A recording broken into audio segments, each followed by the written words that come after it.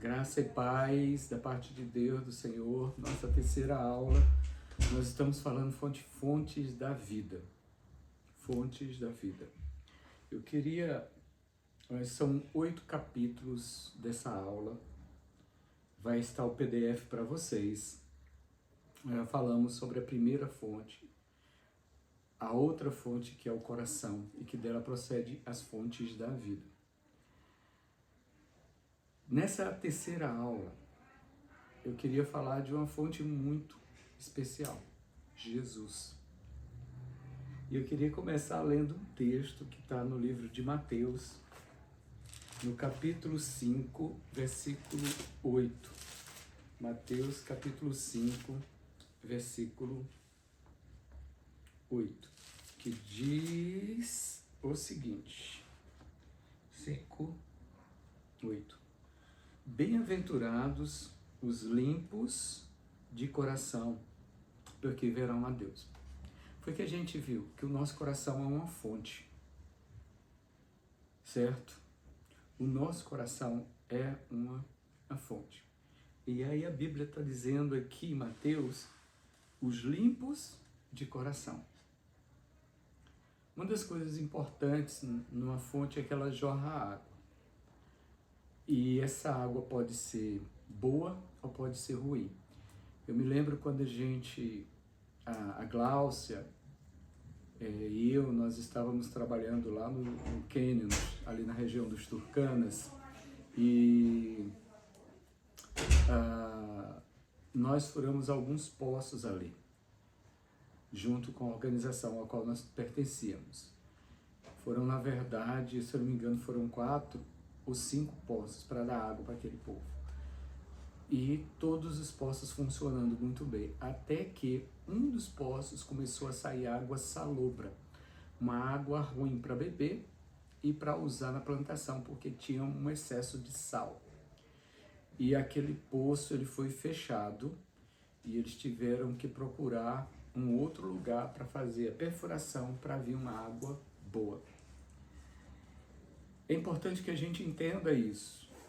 O nosso coração, como uma fonte de água, dependendo de como ele esteja, o que esteja dentro dele, através dele vai jorrar uma água boa ou uma água ruim.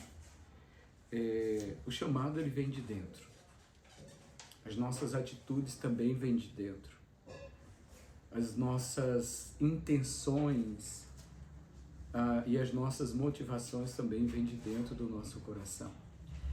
Mas se o nosso coração ele estiver contaminado, se o nosso coração estiver com amargura, estiver com maldades, estiver com intenções ruins, tudo aquilo que vai proceder a partir daí vai estar contaminado. Não vai fluir para aquilo que deveria fluir. Então, é muito importante que a gente entenda isso. Primeiramente, isso que a gente está estudando aqui não é um estudo técnico. Nós não estamos estudando, avaliando o coração de uma ou outra pessoa. O que eu quero trazer para vocês é a necessidade de nós termos uma intimidade com Deus ao ponto dele pertencer a nós, e nós pertencemos a Ele, e Ele próprio, o Espírito Santo dele, começar a nos sondar. Sonda e vê se existe algum caminho mal em mim. Se eu não me engano, esse texto está em Isaías, está no Salmo de número 51. Salmo 51, deixa eu ver. Salmo 51. Cria em mim, ó Deus, um coração puro. Cria em mim, ó Deus, um coração puro. E renova dentro de mim um espírito inabalável. Versículo 7 diz assim: purifica-me como isopo e ficarei limpo. Lava-me e ficarei mais alvo que a neve. Cria em mim, ó Deus, um coração puro e renova dentro de mim um espírito inabalável. Esse é um salmo de Davi, quando o profeta Natan foi confrontar ele em relação ao pecado dele. Então, uma das coisas importantes para nós, já que a primeira fonte, a mais importante, é a presença de Deus na nossa vida, e isso vai transbordar no nosso coração, isso vai atingir o nosso coração, que é a fonte de vida para nós, a principal fonte de vida para nós, e que é dali que vai surgir todas as coisas. Então, a presença de Deus é como se fosse um filtro de tudo aquilo que a gente faz. É que através do Senhor, através da vida de Deus em nós, as nossas motivações, e principalmente as nossas motivações, elas são avaliadas pelo Espírito Santo. E a gente pode, através dessa avaliação, permitir que o Espírito Santo possa estar ajustando as coisas dentro de nós, possa estar mudando as coisas dentro de nós, para que o que saia de nós, para que o que flua através de nós, possa ser bênção para nós, possa gerar vida. Lembra que o texto é fontes de água vivas que jorrarão para a vida eterna. Então, que através de nós fluam ações e atitudes que possam ser bênção na vida das outras pessoas e principalmente na nossa vida. Por que principalmente na nossa vida? Porque o Senhor quer nos usar. Como é que eu posso abençoar alguém se a minha vida está destruída? Se os meus sentimentos, que aquilo que está dentro de mim está contaminado com raiva, com ira, com vingança, com uma série de sentimentos que vão me prejudicar, que vão terminar consumindo a minha vida. Isso vai seguindo uma progressão que, se não for tratado, se não for cuidado, pode me levar a uma destruição completa dos meus sentimentos, e isso vai atingir o meu físico. A gente viu no início que nós somos trinos, nós fomos criados trinos, assim como o Senhor é trino. Nós fomos criados também como criou. Nós somos imagem e semelhança do Senhor. Então somos uma alma vivente. Nós somos um espírito que tem uma alma e que habita em um corpo. Então isso é muito importante que a gente entenda. Talvez o mais difícil dos caminhos espirituais não seja ir até os confins da terra. Nós temos um chamado de missões. Eu tenho um chamado de missões. A minha esposa tem um chamado de missões. Mas isso não é o mais importante. Hoje mesmo, hoje é dia 30 de abril de 2025, nós recebemos duas pessoas aqui em casa, duas missionárias. E uma dessas missionárias, ela falou o seguinte: eu trabalhei muito em missões, fiz muita coisa, mas eu não tinha intimidade com Deus, eu não gastava tempo com o Senhor. E hoje eu inverti isso, eu gasto mais tempo com Deus, eu tenho mais intimidade com Deus, eu tenho tempo com o Senhor. E isso não só mudou a minha vida, como também fez com que o trabalho que eu fizesse crescesse. Mas porque a base é a intimidade com Deus. A base é a intimidade com Deus. Então, o mais difícil talvez não seja você chegar aos confins da terra, mas até os confins do nosso próprio coração. Isso talvez seja o mais difícil, porque a gente ir para um local e para outro, basta você ter um recurso. Se você conseguir um recurso, você vai para a Somália, você vai para a China, você vai para o Irã, para o Iraque, você vai para a Síria, você vai para qualquer lugar. Isso não é tão difícil, mas chegar até os confins do nosso coração, sabe? Sondar o nosso coração, como o Salmo 51 fala, né? Eu vou procurar esse texto aqui rapidamente, porque foi algo que o Senhor trouxe agora no meu coração. sonda-me e me conhece.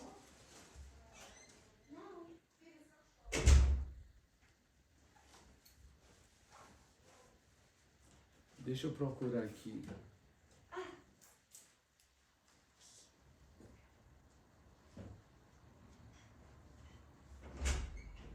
Deixa eu só procurar aqui, gente. Esse texto que o Espírito Santo tá... Salmo 139. Diz assim: sonda-me, ó Deus, e conhece o meu coração. Prova-me e conhece os meus pensamentos. Vê se há em mim algum caminho mau e guia-me pelo caminho eterno. Salmo 139, do versículo 23 e versículo 24. Aproveite e anota isso aí, tá? Não está no estudo original. Foi algo que o Espírito Santo me lembrou agora. Salmo 139. Deixa eu abrir aqui. É um dos salmos importantes e é uma das citações também muito importante para nós. A gente não tem condição de avaliar a gente mesmo, porque geralmente a gente vai dar uma nota 10 para nós. Eu me lembro uma vez que eu estava numa ministração e o pastor falou assim: eu queria que você agora pegasse um papel e você desse uma nota para você, de 1 a 10. Quanto você avaliaria? Sonda o teu coração, as tuas atitudes, as tuas ações, as tuas motivações, as tuas atitudes com a tua família, tuas atitudes com os teus pais, as tuas atitudes com os teus filhos, as tuas atitudes com as pessoas ao teu redor. Vê tudo isso, lembra das situações da sua vida e dá uma avaliação para você, dá uma nota para você de 1 a 10. Quanto você vale? E aí o Salmo 139, do versículo 23 e 24, fala justamente isso. Ele pede, o salmista pede para o Senhor avaliar ele. E essa é uma das coisas que a gente precisa fazer. Me avalia, Senhor. Avalia a minha intenção, avalia a minha atitude, como é que foi o meu dia. Porque é muito fácil nós julgarmos as outras pessoas. A gente julga as pessoas com muita facilidade. As atitudes das outras pessoas, as ações das outras pessoas, sem de fato conhecer quem aquela pessoa é de verdade. Primeiro porque a gente não tem condição de conhecer ninguém. A gente conhece a aparência do homem. Quando o profeta Samuel, ele foi ungir Davi, ele chega diante de Davi, diante dos irmãos de Davi, e ele diz assim: nós conhecemos com os olhos, nós podemos enxergar as pessoas pela aparência. Nós só alcançamos a aparência da pessoa, mas Deus conhece o coração de cada um. E o coração de Davi era o mais disponível de todos aqueles irmãos. Aparentemente, todos os irmãos, ou os outros irmãos de Davi, eram os mais qualificados, pela aparência, pela postura e por outros atributos que eles demonstravam ali. Mas Deus não está interessado na aparência de ninguém. Deus está interessado no coração das pessoas. E a gente não tem essa avaliação, a gente não tem condição de avaliar o coração de ninguém. Eu estava assistindo uma série que o meu filho me indicou, chamada Inocência. E é uma série muito difícil de ver. Eu demorei alguns dias para ver, por causa da realidade do assunto tratado. E a gente vê vários conflitos familiares, internos, interiores, do pai, da mãe, da irmã e do próprio personagem principal, que é uma criança. Uma criança que cometeu um assassinato. E ali naquela série desenrola toda uma trama familiar, social, que é real, que acontece no nosso dia, está acontecendo hoje na vida de uma família. E foi difícil para mim assistir como pai, porque eu ficava imaginando esses pais que estão vivendo esse drama terrível e que não tem fim. E que se a pessoa não tiver centrada em Deus, ela dá um fim na vida dela. E é justamente isso que Deus quer evitar quando Davi entende que ele chegou a esse ponto: Senhor, sonda o meu coração e vê se em mim há algum caminho mau e guia pelo caminho eterno. Então isso é importante para a gente fazer sempre no nosso coração. Isso vai limpando o nosso coração. Jesus nos ensinou que o coração não é neutro, ele é uma fonte, tá? E as fontes podem estar puras ou poluídas. Olha aqui, Tiago 3,11, olha o que Tiago fala. Pode, acaso, a fonte jorrar do mesmo lugar o que é doce e o que é amargo? Se você, nós somos alunos da Escola de Servos. Sou professor, vocês são os alunos. Sente que algo parou de fluir? Talvez seja a hora de examinar o que está acontecendo, ou que está contaminando a fonte. Eu vou deixar aqui uma tarefa para vocês, bem importante.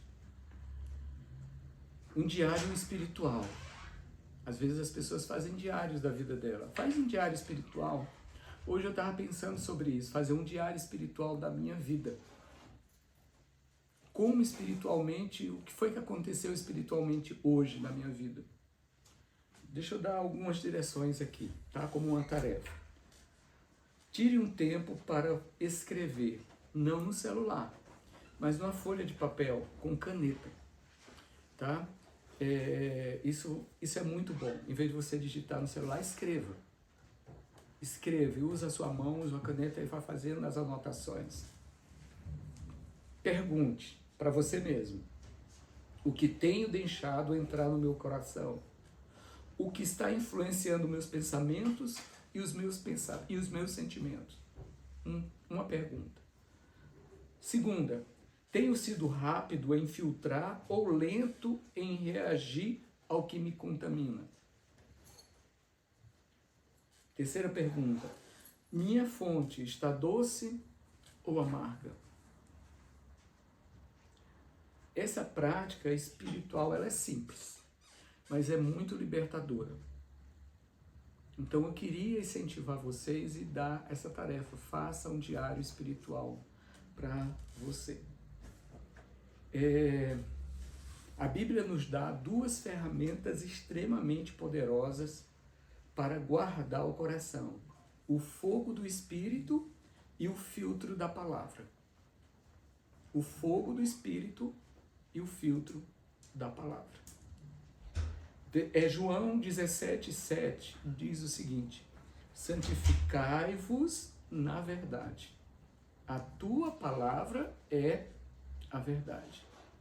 Santificai-vos na verdade.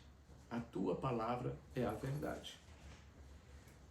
Ezequiel 36:26 diz o seguinte: dar-vos-ei um coração novo, e porei dentro de vós um espírito novo.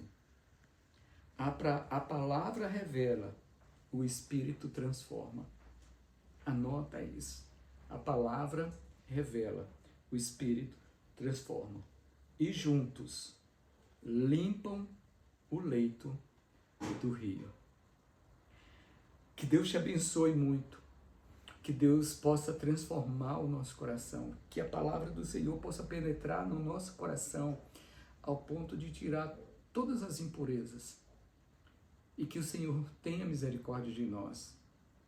Que o Senhor possa nos guardar, que o Senhor possa nos proteger. Em nome de Jesus. Esse tema não encerrou aqui. Nós vamos continuar no próximo mês esse mesmo tema. Que o Senhor te abençoe, que o Senhor te guarde, que o Senhor proteja. Esteja divulgando a nossa escola, esteja falando para a sua igreja sobre a Escola de Serra, sobre a formação desse curso, 4 meses. Esteja passando para outras pessoas. Vamos fazer com que essas palavras, esse ensinamento que tem transformado a sua vida, que tem sido bênção para você, possa chegar à vida de outras pessoas. Em nome de Jesus. Que Deus te abençoe e Deus te guarde. A gente se vê na próxima aula. Deus abençoe a sua vida.